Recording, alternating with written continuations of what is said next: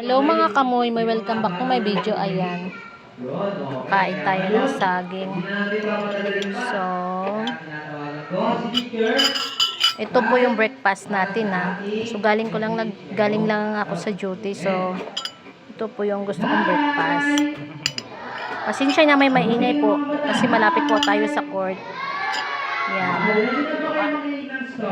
At saka guys, ito ba? Mayroon pa akong avocado. Wow. So, dapat kapag nakita yung teacher, ano dapat gagamitin lang? Gagamitin lang ang bibig kapag tinatanong. Okay. So, ngayon, ipapakilala si Teacher Kyle sa inyo. Bago mo ipakilala Teacher Kyle, ang title ng message natin sa araw na ito ay Mahalaga Ka. Ano nga ulit yung title natin? Ayaw.